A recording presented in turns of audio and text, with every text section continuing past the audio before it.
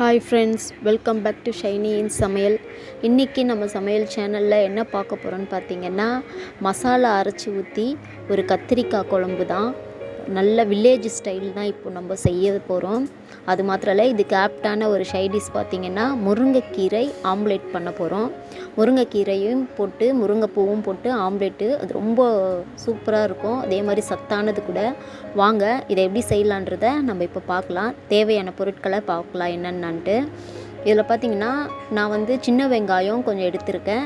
ஒரு 2 காஞ்ச மிளகாய், பூண்டு, தேங்காய், இது 3 அரைச்சிக்கிறதுக்காக நான் எடுத்து வச்சுருக்கேன்.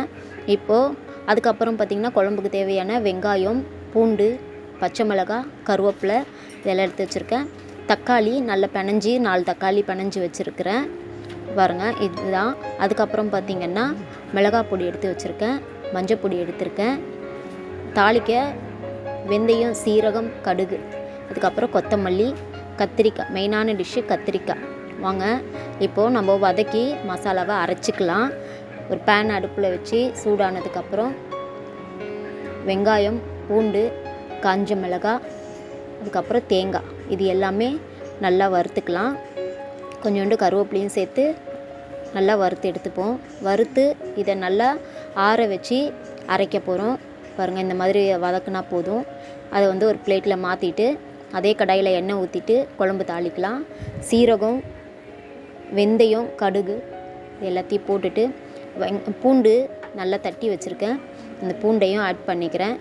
அதுக்கப்புறம் பார்த்திங்கன்னா வெங்காயம், கருவேப்பிலை இது எல்லாமே சேர்த்து, பச்சை மிளகாய் இது எல்லாமே சேர்த்து நல்லா வதக்க போகிறோம். நல்லா கோல்டன் ப்ரௌன் வர வரைக்கும் நல்லா வதக்கிக்கலாம். பாருங்கள், வெங்காயம், கருவேப்பிலை, பச்சை மிளகாய் இது எல்லாத்தையுமே போட்டுட்டு நல்லா ப்ரௌன் வதங்கின உடனே தக்காளி வச்சுருக்கேன் இல்லைங்களா, தக்காளியும் நான் அதில் ஆட் பண்ணிக்கிறேன்.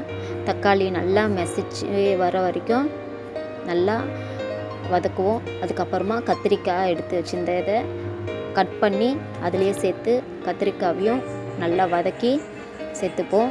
அதுக்கப்புறம் இப்போ கத்திரிக்காய் கொஞ்சம் வதங்கினதுக்கப்புறம் மிளகாய் தூளை நான் தேவையான அளவுக்கு காரத்துக்கு ஏற்ற மாதிரி நான் எடுத்துருக்கிறேன். ஏன்னா பச்சை மிளகாய் போட்டிருக்கேன், காஞ்ச மிளகாவும் இருக்குது, அதனால் உங்கள் காரத்துக்கு ஏற்ற மாதிரி நீங்கள் சேர்த்துக்கோங்க.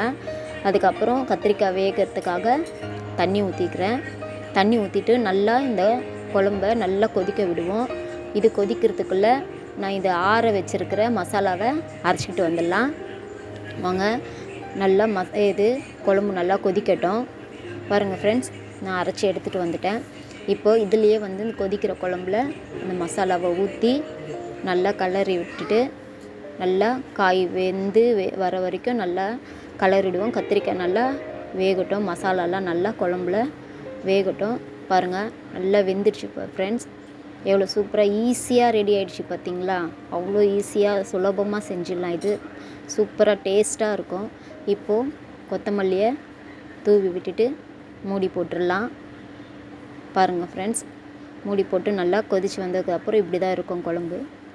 சரி வாங்க, இப்போ இதுக்கு ஆம்லேட்டு நம்ம எப்படி செய்யலான்றதை பார்க்கலாம். முருங்கைக்கீரை, முருங்கைப்பூ போட்டு ஒரு ஆம்லேட் தான் செய்ய போகிறோம். ஸோ ரொம்ப சத்தானது.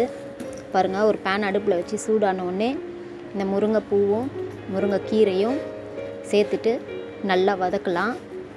நல்லா எண்ணெய் தண்ணி எதுவுமே ஊற்றாமல் நல்லா இதில் வெறும் கடாயிலே நல்லா வதக்கிக்கலாம். இது ரொம்ப சத்தானது கூட. பசங்க அப்படியே நம்ம பொரியல் பண்ணி கொடுத்தாலும் குழம்புல போட்டு கொடுத்தாலும் சாப்பிடவே மாட்டாங்க. ஸோ இந்த மாதிரி ஆம்லேட்டில் நம்ம சேர்த்து கொடுத்துட்டோன்னா அவங்களுக்கு தெரியாது. ஸோ அது கீரை போட்டதும் தெரியாது, பூ இருக்கிறதும் அதில் தெரியாது. அவ்வளோ சூப்பராக இருக்கும். பாருங்கள், இப்போது நல்லா வதங்கிடுச்சு. இரும்பு சத்து கூட, நல்ல இரும்பு சத்து. டெய்லி இந்த வாரத்தில் ஒரு நாள் இந்த மாதிரி முருங்கீரை சேர்த்துக்கிறது ரொம்ப நல்லது. இப்போ பாருங்கள், வதங்கிடுச்சு. இப்போ நான் ஒரு தோசைக்கல் அடுப்பில் போட்டுட்டு அது சூடாகிறதுக்குள்ளே நம்ம இதை ரெடி பண்ணிக்கலாம். ஆம்லேட்டுக்கு பொடியாக நறுக்கி வச்ச வெங்காயம், கொஞ்சோண்டு பச்சை மிளகாய் அந்த கீரையிலையே போட்டுக்கலாம், முருங்கைக்கீரையில். அதுக்கப்புறம் கொஞ்சம் மஞ்சள் பொடி, ஏன்னா கவுச்சி ஸ்மெல் அடிக்காது முட்டையில், அதனால் மஞ்சள் பொடி சேர்த்துக்கலாம். உப்பு தேவையான அளவு உப்பு சேர்த்துக்கிறேன். இதுலேயே பார்த்திங்கன்னா நான் முட்டையை உடச்சி ஊற்றிக்கிறேன். நான் ஒரு 3 முட்டை சேர்க்குறேன், 2 பேருன்றதுனால 3 முட்டை லஞ்சுக்காக. பாருங்கள், எல்லாத்தையுமே நல்லா பீட் பண்ணி நல்லா எல்லாம் மிக்ஸ் பண்ணுங்கள். ஃபுல்லாகவே மிக்ஸ் பண்ணிவிட்டு பாருங்கள் ஃப்ரெண்ட்ஸ், மிக்ஸ் பண்ணிவிட்டு இப்போது கல்லில் லைட்டாக எண்ணெயை ஊற்றிட்டு ஆம்லேட் மாதிரி ஊற்றிக்கோங்க. ஆம்லேட் ஊற்றிட்டிங்கன்னா நல்லா ஒரு பக்கம் நல்லா வெந்ததுக்கப்புறம் அப்படியே திருப்பி போட்டுக்கலாம். பாருங்கள், ரொம்ப சூப்பராக இருக்கும். இது டேஸ்ட் வைஸ் பார்த்திங்கன்னா எந்த ஒரு டிஃப்ரெண்ட்டுமே தெரியாது, முருங்கைக்கீரை இருக்கிறதே தெரியாது. ஆனால் நம்ம சத்தான முருங்கைக்கீரையே போட்டிருக்குறோம். ஸோ இது ரொம்ப டேஸ்ட்டாக இருக்கும் ஃப்ரெண்ட்ஸ். இது மாதிரி ஒரு வாட்டி ட்ரை பண்ணி பாருங்கள். பார்த்திங்களா, முருங்கைக்கீரை ரெடி ஆகிடுச்சு. முருங்கைக்கீரை ஆம்லேட் ரெடி ஆகிடுச்சு. மீதி இருக்கிற முட்டையும் நான் இதே மாதிரி ஊற்றி எடுத்துக்கிறேன். ஒரு 3 ஆம்லேட் வந்தது எனக்கு இந்த இதில். 3 முட்டையில் 3 ஆம்லேட் வந்தது. நான் 3மே ஊற்றி எடுத்துக்கிட்டேன். பாருங்கள் ஃப்ரெண்ட்ஸ், எவ்வளோ சூப்பராக இருக்குது பார்த்திங்களா. அந்த பூவே தெரியல பாருங்கள், முருங்கைக்கீரை லைட்டாக தெரியுது, அவ்வளோதான். ஆனால் டேஸ்ட் வைஸ் பார்த்திங்கன்னா ரொம்ப சூப்பராக இருக்கும். கட்டாயம் நீங்கள் வீட்டில் ட்ரை பண்ணி பாருங்கள். இது மாதிரி ட்ரை பண்ணிவிட்டு ரொம்ப ஈஸியான ஒரு அரைச்சி ஊற்றின வில்லேஜ் ஸ்டைல்லேருந்து நீங்கள் இந்த குழம்பு செஞ்சு பாருங்கள். செஞ்சு பார்த்துட்டு நீங்கள் எனக்கு கமெண்ட் பண்ணுங்கள் ஃப்ரெண்ட்ஸ்.